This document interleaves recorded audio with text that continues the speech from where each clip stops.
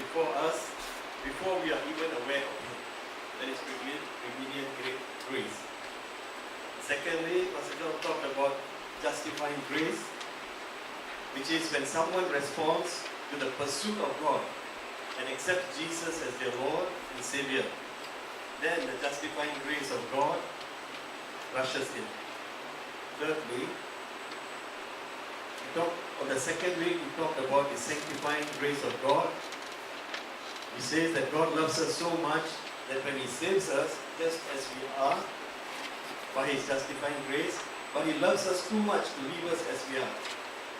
And once the Holy Spirit comes to live within us, He begins His work in us to lead us to become Christ-like. This is sanctifying grace at work. At the moment of salvation, we become righteous in God's sight. Righteousness is assigned to us. And fourthly, Pastor John talked about empowering grace.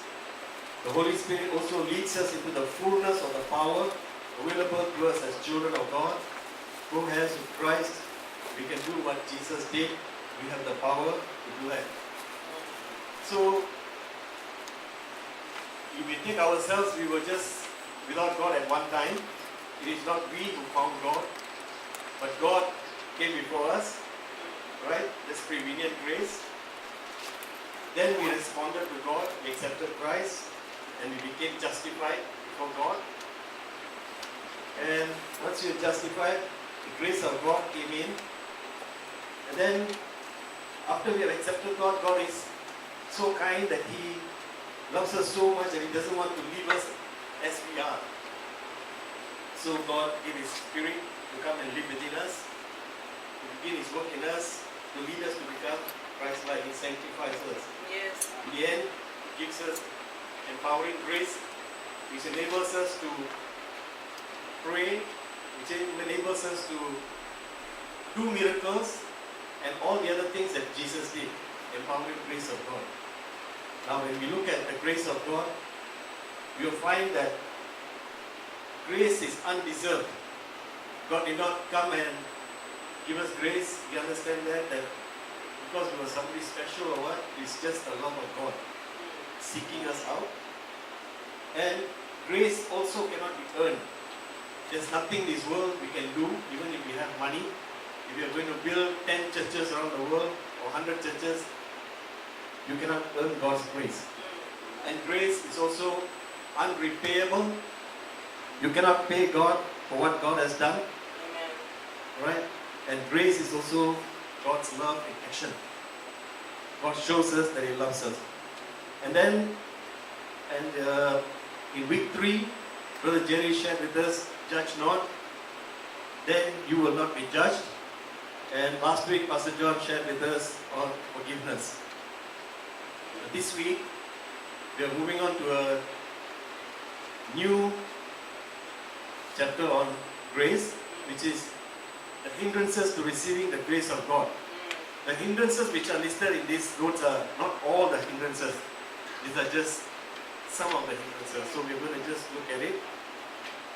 And one of the hindrances to receiving the grace of God is the sinful pride of man. Man thinking that if he did things to please God on his own, God will love him. Or man thinking that he can save himself. Also making the unconditional love of God conditional, thinking that by works we can earn the grace of God. And prideful self-pride is the opposite of grace. It is the enemy of God, enemy of grace, and it is also the barrier to God's grace. Now grace is given, thinking that grace is given only to the worthy person, which is a wrong concept. Because of that, we view others as unworthy, and as such we have difficulty bestowing grace on others.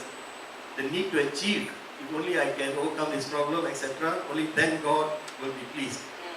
Now, as we are talking about the hindrances to receiving the grace of God, we are also going to see that the things that hinder us from receiving the grace of God are also the things that hinder us from giving the grace of God, from sharing the grace of God with other people. Now, these notes that we have been receiving every week, keep it carefully. There's a lot of blood, sweat and tears in his notes. God was a spirit of perseverance and long suffering. And who knows, one day you may need to, Pastor might ask you to share something on some subject. These notes will come in handy. So don't throw it away, okay?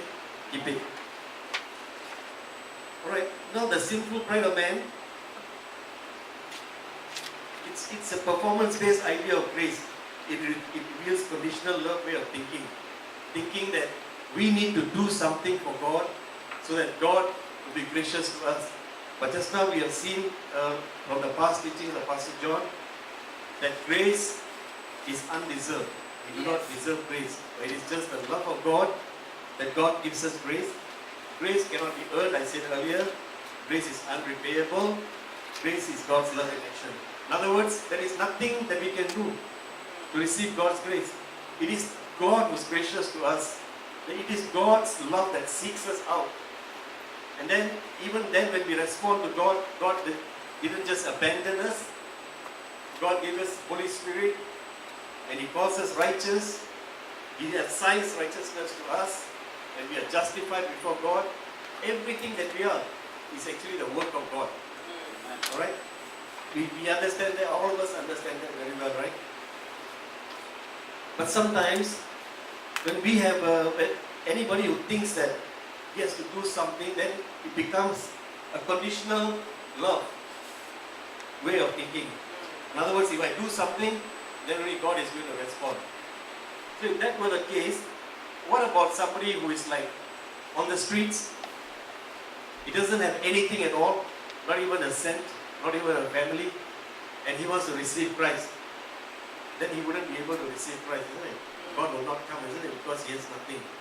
But God's love is so great that He sees in us, when He looks at us, He just doesn't look at us on our outward appearance. The Pastor John shared once, God looks at us as souls. So as souls, we are precious to God. When He looks at us, He looks at us as His creation, His masterpieces. So we are precious to Him. So obstacles to grace are those things which hinder us from enjoying the loving relationship with God, which God offers us in Christ Jesus. And the Greek word for sin is hamartia, an archery term which means to miss the mark of God. And God's will for humanity is relationship with God and with others. Alright? And sin can be described as self-centeredness rather than God-centeredness. It's when the I takes pride or place in our lives, when I overcomes God or other people around us, when I takes precedence over the world in which we live, then we are hindered from enjoying free, faithful, unconditional love. Right? So that is the sinful pride of man that we are talking about. And another way of thinking is through the ego. Another way that hinders us is our ego. We all know what the ego is. Yes. It is that part of our personality which draws little walls around ourselves in order to protect our inherent humanity, our sacred realness, that part of us which God has created in perfection and which in its perfection is vulnerable and soft and easily hurt.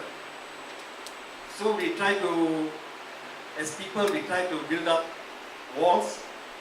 The ego, rather than being that ugly word which we are assigned to being arrogant, can actually just be the protective layer. Ego is a protective layer, trying to protect ourselves from people. So we build these small walls around us, around our hearts,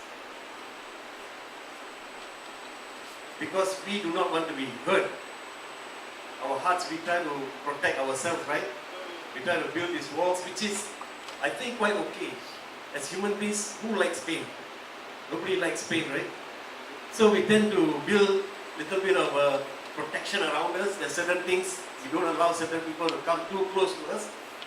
We don't want to go to places where we have bad experiences. So we just want to shelter our heart. We build small walls around us, right?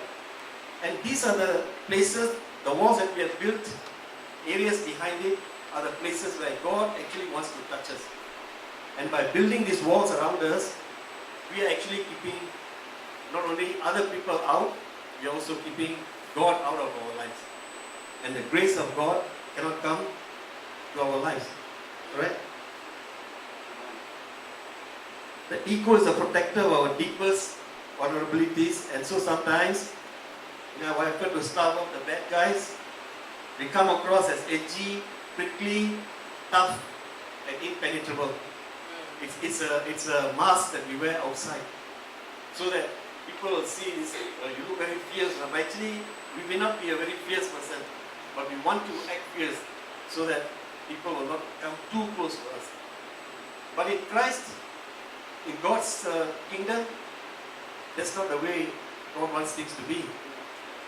He wants us to be open, that walls to be open, so that God can touch our hearts, the areas of our lives which are actually important to God. But like I said, who likes pain? So sometimes we are afraid. We are afraid to open up our hearts because we do not want to experience the pain or the hurts that we have had before. So we build a wall around it. Right? So the ego that protects that which is within, it also keeps out that which we may need to let it in. It keeps out that which God would have us experience. And so another way to look at ego is, EGO is edging God out. Alright? Edging God out. So God wants to come in and touch our hearts, and He wants to heal our hearts. He wants to show His love to us, because God's motivation in loving us is love. And God's plans for us, as we know, when we be hearing preaching, when we reading our Bibles, His plans are to prosper us and not to harm us. But the fear that we have is quite a human fear, and the trusting of God is, I think, a gradual process. Sometimes when we feel that, we have done something wrong, we feel that God is going to come and punish us. When is the time coming? God is going to come and punish me. I did wrong. Next thing you find that God comes to us with love, and He surprises us. How come I don't deserve this? I didn't pray for this also. But yet God comes with love, because God wants to assure us He's not there to bash us up. He's not there to harm us, but He's there to love us. God wants us to learn. God wants us to trust Him. Trust in His grace. Whenever we try to avoid a new and close relationship or build barriers against love and trust, when we avoid or protect ourselves from words which we think might hurt us, when we try to protect ourselves from painful situations, what we do is build a wall which keeps God out and ourselves tightly locked in. Protected, yes, but locked behind an impenetrable wall. So you see, in trying to protect ourselves from keeping people's words or hurts and pains, we build these walls, but we are the ones behind the wall. And we are the one in prison now, not other people. Other people are free. And then also we keep God out. God cannot come in. And God, we know, does not force anyone. Isn't it? Salvation is free. If a person rejects Jesus, God doesn't come and hurt him or harm him or pressure him to accept, isn't it? So same thing with grace. Same thing with grace. So sin and ego are the barriers. They promote alienation from God and from others. The greatest commandment we receive is love the Lord your God and love others. In other words, live in community, live with each other. But how can we live in community and with each other when we are afraid to open up ourselves? We want to be like an island. We want to close ourselves up, and we just want a superficial kind of relationship. We say hi, bye.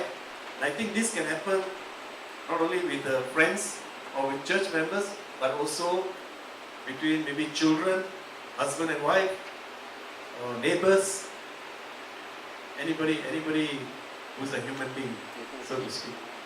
Right? So when we eat and we drink, we celebrate life, right? We honor life that God has given. we sustain our life. Now sin is therefore that which stops us from celebrating life. Together, that which hinders us from living life with God and with each other. It stops us. So pride, as we know from the Bible, is something that God really hates, right? But why does pride develop in us? Why do we become proud? Is it something that is born in us? Or are we trying to be special? Why are we proud? Why should we be proud? Lucifer, whom God created in heaven, and God created Lucifer so beautiful, but he was created by God. Yet, Lucifer felt that he wanted to take the place of God. Right? The pride that came there. But why did that pride come in his heart? So, it's very difficult to analyze why a person becomes proud. Alright? I think at one point or another in our lives, even as we walk with humility before God, there are times when pride can come in. But most often, we are the ones, the last to know it. People can see in us, and people will inform us. And when they inform us, I bet with you we are going to say that the person is just trying to hurt us, or what he said about us is not nice. We do get angry. Right? So the Bible says the promise, Romans 4:16 says the promise comes by faith, so that it may be by grace and may be guaranteed to all Abraham's offspring, not only to those who are of the law, but also to those who are of the faith of Abraham. He is the father of all. Right? So grace comes by faith, by believing in God's word. Right?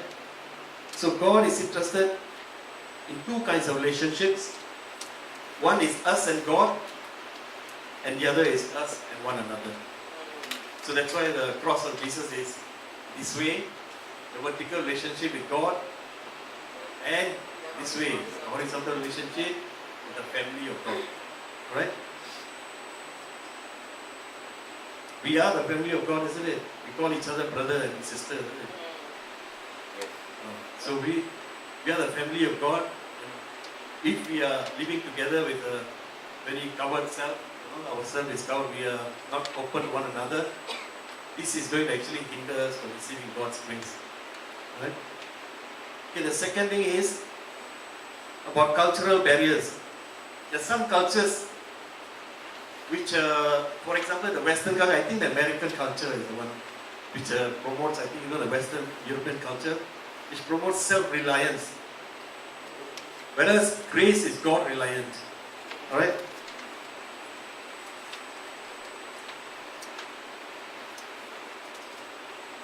Self-reliant is not a trait widely accepted around the world, but it's very dominant, I think, in America. Alright? But in Asia things are a bit different. Even in Asia, the parents will be proud to say that my children are taking care of me, right? But in North America, in America, people will be like frowning on you. What? Your children are taking care of you? Something like that. Is it correct, Sister Lama? Correct, huh? So people are very self-reliant. So the mentality, they've been brought up in such a way, sometimes you just can't blame them. They see nothing wrong, right? Nothing wrong, right? To be self-reliant, to be able to earn your upkeep till you are 60, 70, nothing wrong in that, right? But the mentality, the thinking that they possess at that time is, why do they need the grace of God? I manage myself. I can take care of myself. It's so self-reliant. So why do we need the grace of God? All these years I've been going through life, and I've managed to take care of myself. So why do we need the grace of God? But that's in the Asian societies, the parents can boast that, oh, my daughter takes care of me. This son gives me $200 a month. That's how they take care of me. We will boast. And it is nothing wrong. Because in Asian societies, children are expected to take care of their parents. And also I think in the Africa also the same, right? Yeah. And the child doesn't take care of the parents, people look down on that child. People say, this son, a very bad son, this doctor, really very bad. But actually the doctor could be a good person, it's just that she didn't take care of the parents or the son also. Right? So these differences in cultural barriers also are a hindrance to God's grace. Because grace is God-reliant. And grace allows us to open up to one another. If we are brothers and sisters, we can open up to one another without feeling being threatened, that, oh, you might know something about me and you feel threatened about it. Of course, I'm not advocating that you go and open yourself out to everyone in the church. Be wise. There are people who will hear what you said and they will carry your story around the world. There are Christians like that also. So be careful also. But what I'm saying is, we should be able to, by the grace of God, to trust one another. That's why the Bible says, pray for one another. If we are not going to open up our hearts to one another, what is there to pray about? Right?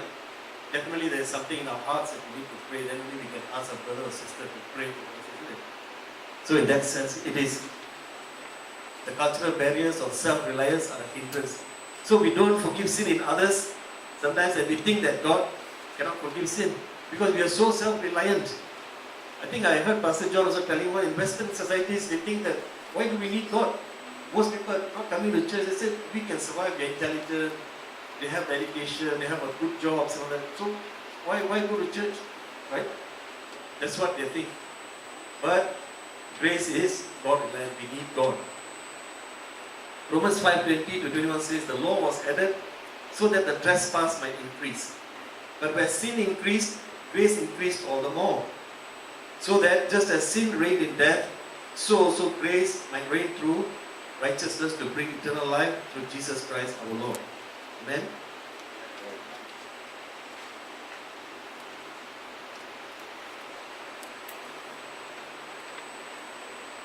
So the American people have trouble believing that any good can come out of being in a dependent relationship. Alright? Though we are in that kind of relationship with God. 1 Corinthians 12 says, there's one body, many parts. Right? The Bible says, one body, many parts. In other words, we have a head, we have arms, we have legs. We cannot be just a leg. Right? As a body, we need every one of us together to function as a body. So everyone is important. Right? Everyone is important. So we are interdependent upon each other. Okay, thirdly, what about money, riches? When we have a lot of money, Pastor always likes to joke, if I give you $1 million, where will you be? Missing from church. Because we have $1 million, so why do we need God, isn't it?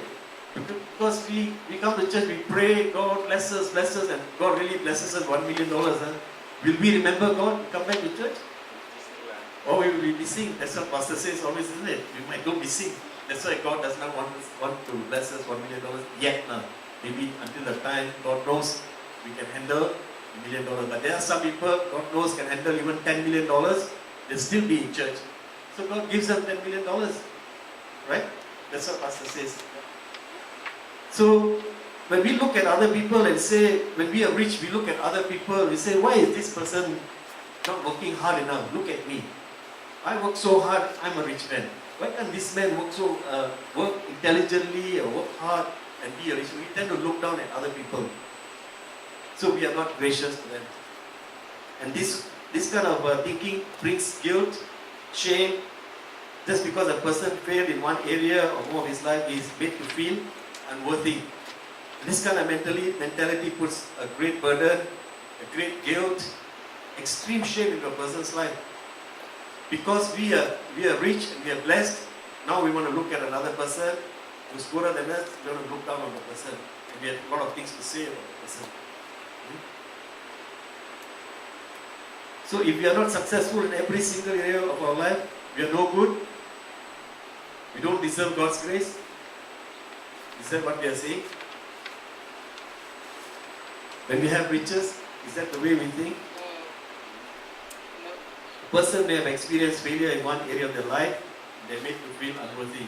Is this what God desires for us? But the Bible says His grace is sufficient for us. Yes. Amen? Yes. So we know of the parable of the rich man who had so much of grains and he wanted to build barns, right? to put His grace, and God told him, "You fool, tonight your life will be taken." So that story in the Bible tells us that God is number one, not our money. Even though you can have lots of money, you are good at making money, you want to build big barns, but God says, "Tonight I will take your life." Our life belongs to God. Right?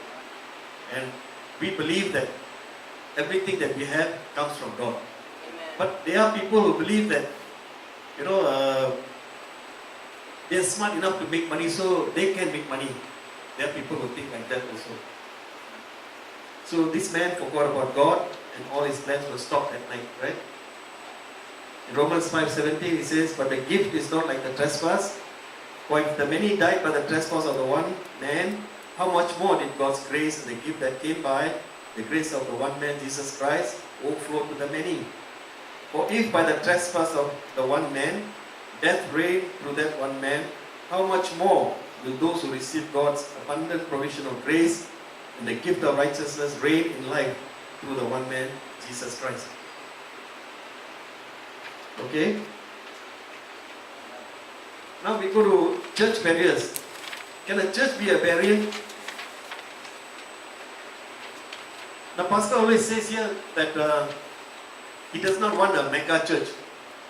But if he does not want a 5,000 people church. But if he wants to have a mega church, he knows how to get a mega church. But he prefers, even if there are 100 or 200 people who have a right relationship with God, whose relationship with the Lord is strong, isn't it? Okay. But don't get pastoral. It does not mean that he does not want a mega church. I mean, if he has a church of 10,000, praise the Lord. But he doesn't want a church of 10,000 people who do not understand the grace of God, who just come in, just to waste time, Just like pastor used to share in America, you can drive by churches, they have drive-by churches. You take your communion, you take a CD of the message, and you can drive through, right? So pastor doesn't want that kind of a church, because pastor wants his sheep that is shepherding to be strong and to be healthy. That's the kind of sheep he wants. If the 5,000 sheep that he's going to pastor can be strong, can be healthy, then of course he wants a bigger church also, right? Because he's a shepherd, right? He wants to lead us to a place where there's green pastures, right? Where there's still waters we can eat without fear. Yes. So the understanding of God's word is very important. But if we are not having a right relationship with God, then it's going to be difficult to have a big church, isn't it? Now, people, why is the church a barrier? Because sometimes people will say that, look at the other church, just started 5 years ago, they have 500 members. For your church, already 20 years, they only have 200 members. So this causes kind of a mental block in our minds that, in order for a church to be successful, it must be big in numbers. But that is the way we think, our mind thinks. And that can be a hindrance to God's grace also. Yes. Because God does not look at a church by how big your church is. God is looking at how faithful the people are to Him. Amen. Right? So God wants to show His love to us when we are faithful to Him, when we have a right relationship with Him. Then God knows how to feed us, right? Spiritually. So the universal and invisible body of Christ is a divine institution, right? And it's an organism of God. But the visible church, as we see it around us, is human and continues to exhibit human flaws and human sins. Those who make up the visible church are also a product of a particular culture. So the gospel, people like to see the gospel of success, the size of the budget, number of the staff, the beauty of the building, number of ministry programs. Some people just get impressed by these kind of things. But at the end of the day, God is interested in our relationship, Yes. one-on-one, Amen. right? Because, like I said earlier, our relationship with God is like the cross, vertical relationship with God, and a horizontal relationship with His people, with His church. So this kind of view is not correct for a lot of good reasons. If size was the issue for a successful good church, then some church in China could be the true church. They can gather even 200,000 people in one church. So you can say that is the best church in the world. Maybe when God looks at it, it's not the best church. We have 100 more people, this could be the best church. Hallelujah. Right? Yes, amen. So it is how God views us and how we view God's grace upon us. Right? Size matters because each person represents a single soul, but size is not the criteria to determine if we are successful as a church. Amen?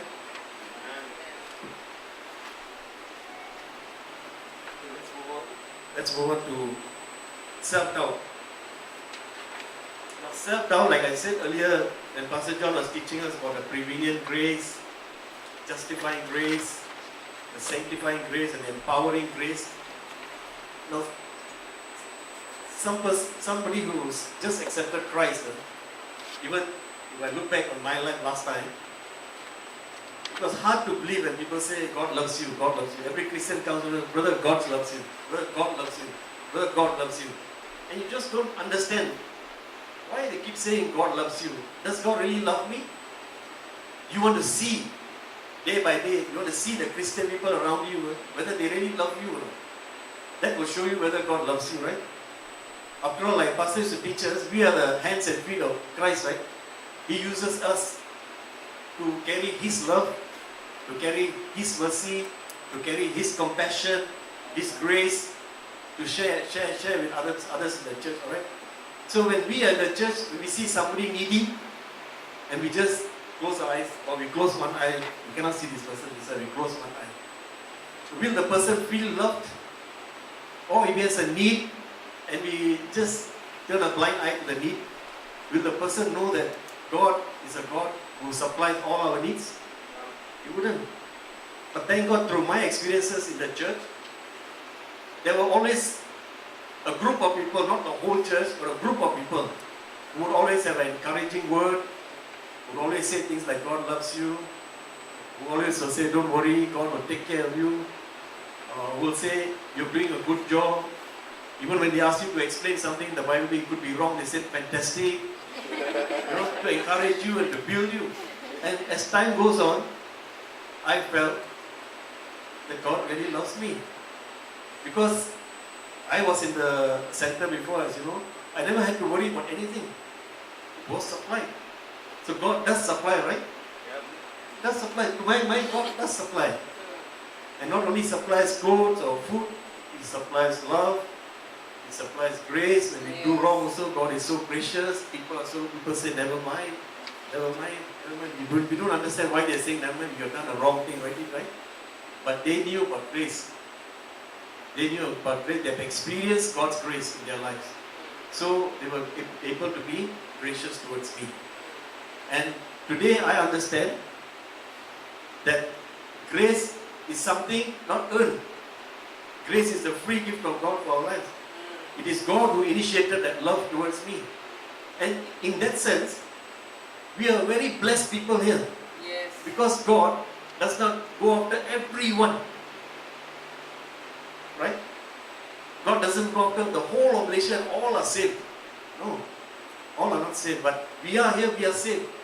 Which means God in heaven saw us even before we called upon His name. God already knew that this child of mine, His love is coming towards me. Right? And God also already knew ahead what God wants to prepare. And God prepares us. Right? The same way, like here, we are in the church here. We are not here like without a purpose, God's grace is there. God is teaching us every week. God is preaching. The word is being preached to us. We have various ministries in the church which are not just to fill time, not to kill time in the church, or just to let us fellowship. But God, He can see ahead of us, right? So God is actually already preparing us. We must see that. We must see that. It can be anybody who is standing here talking to us, that God is actually preparing us. God has a purpose, He has a plan, He knows down 10 years down the road, where you'll be, where He wants you to be. And God has started the work today. God is never late in our lives. It's because that's why we say our tomorrows are in His hands. Our destiny is in His hands. Okay? But when you have self-doubt about God's love, what will happen? You say, does God really love me? No, you can't see God, right? How would you know He loves you? Like I said, through His church, through His people. That's how we experience God's love. That's why the people of God are so well respected outside. People outside, in the outside world, they know that Christians are very loving. They know it for a fact. Not only from now, ever since I was a kid, people always look at Christians as very loving people. When we used to go to school, suddenly I bring back, 1 kilo of powdered milk and 1 kilo of sugar back home. My mother thought I stole it from somewhere. But actually all the children in the school, all 600 of us, received milk from the people of the United States of America. Right? So people say, these people are good. Who are these people? They're Christians. So how does a person know that God is good? We are the ones who are going to show. We are the ones who are going to show that God is gracious to us by being gracious to others. We are the ones going to show the world around us that God is the one who loves us. That's why we're going to love you also. Because we have experienced God in our lives. Amen? And sometimes we try to condemn ourselves. Oh, God doesn't know me. I just accepted Christ, but God doesn't know me. If He knew how bad a person I was, He will surely reject me. No, God knows us. God knows how wicked we are. God knows us. His Son was crucified on the cross. God knows us very well. But it's just His grace, His love that comes seeking for us. Right? So we are actually precious in God's sight. So I've always made it a practice not to, anything wrong that I've done also, I don't condemn myself. Because condemnation is the work of the devil. God's kingdom, He loves people. So I don't condemn myself, but if there is a mistake, we try to change. By God's grace, we ask for God's grace to just increase in our lives. We change. But we don't go and condemn ourselves and say, oh, I've done it, that. Close ourselves up and start believing that God cannot forgive me. There's nothing in this world that God cannot forgive. He can forgive. Just that He's waiting for us to ask Him. Right? So God is motivated by love and not punishment. 2 Timothy 2:1 says, you then, my son, be strong in the grace that is in Christ Jesus. Be strong in that unmerited favor. Be strong. God will carry you through. God is saying, be strong. No matter what your situation is or where you are, God will carry you through. It is His grace that carries us through. It's not we on our own that we can carry ourselves through. Amen? Okay, the other one is barriers of a fearful spirit. Now, past hurts, past painful experiences, a loss of a loved one, rejection by someone, reveal walls of protection around our hearts and our lives. Our vision of God becomes blurred. And the most common command in the Bible is, fear not. So again, God's motivation for loving us is love. So we go by past experiences, right? Earlier in the beginning I was saying, because we are very hurt, we start building these walls. We start moving away from people. We do not want people to say anything that might be hurting to us, so that when they say something we are afraid, we might experience that pain again. But that pain is the very thing that the grace of God is trying to reach out. The grace of God is trying to touch, to heal us. But it takes time. Sometimes instead we refuse. So like I said, when we build a wall around our hearts, our lives, we build a strong wall, and we are the ones imprisoned behind it. We stand behind it as a prisoner. We cannot come out of it, neither can God come in. Neither can God's grace come in. So, trusting the Lord is something we need to we will experience only if our relationship with God is strong. If we are moving close with God. Right? Like for example, prayer meet on Wednesdays, not the whole church doesn't attend. Right? So we are blessed that we attend because we want our relationship to be stronger. We want to come and pray for our families. We want to come and pray for ourselves. We want to come and pray for one another. There's something special that we are doing here.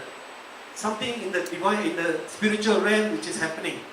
Pastor always says that it always happens in the spiritual realm first before it comes out to us, right? If we are going to just keep quiet and not come to prayer and not pray at home, what's going to happen to us? And the reason that we are safe today is because someone is praying for us always. Right? Even if we are not praying for one another here, the pastors are in their house. When we are sleeping, they are still praying for us. That's why our lives are safe.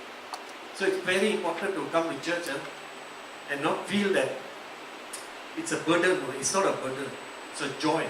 It's a joy to come and talk to our Father, our Heavenly Father, and to seek His grace for our lives, to seek His answers for our lives. Because God wants us to seek Him, to ask of Him. He wants to give. God's love is so great for our lives. But things like this, a fearful spirit, we are fearful that we might be hurt again. But when are we going to let go the fear? Like Pastor said, let's say Pastor used to share the preaching that once you get hurt, a woman gets hurt by a man, rejected, or a man gets hurt by a woman, and forever the man does not want to marry again because the woman will hurt him, or the woman feels the same way. But are all the men the same? No, isn't it?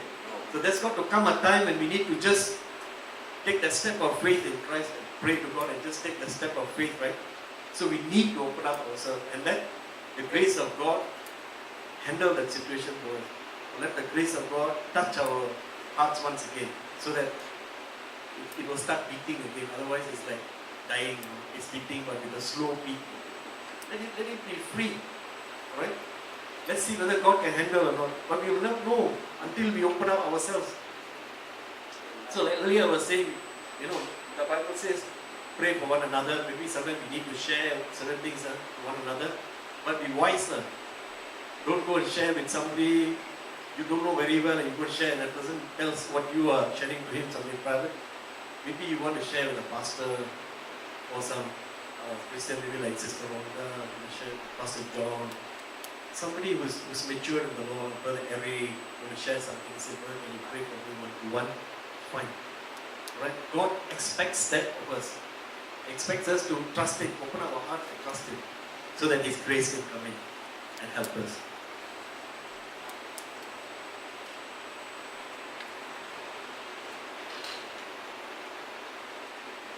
So there was a story, I heard this story many years ago. It's a story of a burning house. A house was burning, family home. And the father took all his children and ran out of the house. And then the house was on fire, so they ran out. Then they realized that the youngest daughter was still in the room. And then there was a lot of smoke and the youngest daughter opened up the window and she was shouting, "Daddy, Daddy." And the father could see the daughter and he told the daughter, "Jump, I will catch you." Right? But the daughter said, "Daddy, I can't see you." Right? But the father can see her. And the father said, "You just jump, I will catch you." And then the daughter jumped. And the father caught her. And she was saved. Right? So in the same way, these walls that we have built, also God is saying, "Jump." But we are saying, we can't see you, God. We can't see you, God. But God is saying, "I can see you." It's in His word. Right? In His scripture, His word says, "Jump. I will hold you. I will catch you." But sometimes this is the kind of fear that we have. We trust in ourselves, we don't trust in God enough. So we don't want to jump, we don't want to open up. So we just remain the way we are. And the grace of God, which we are supposed to experience, which belongs to us, God has given us as Christians. Maybe we experience some of it. But there is more. There is more grace to be experienced. Right? So there are many other things in our lives which hinder the grace of God, like self-condemnation. I've not mentioned here. It's quite a long subject. Jealousy, envy, hatred, vengeance, covetousness, impure thoughts, rage, malice. You can name it. There are so many other things in our life which hinders the grace of God.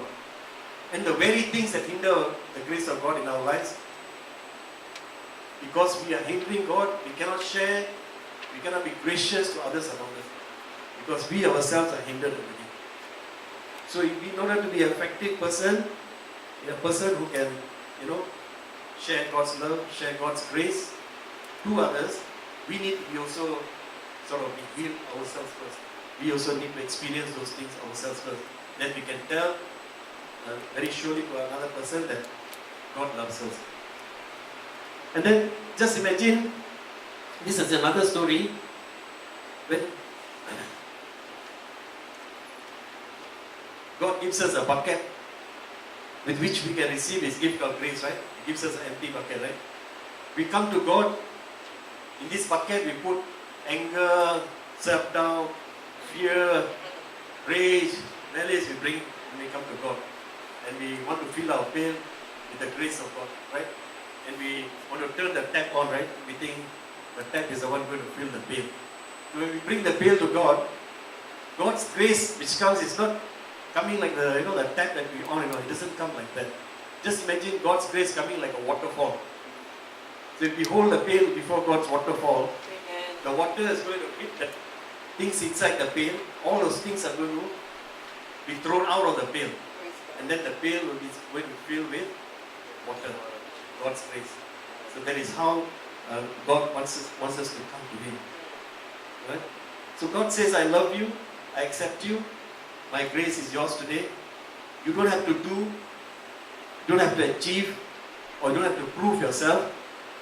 Let all the hindrances to grace be broken up and washed away as you receive my boundless grace for you.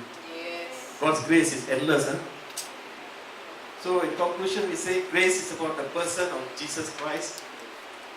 Without grace, we can't be a Christian and walk to please God daily. Right?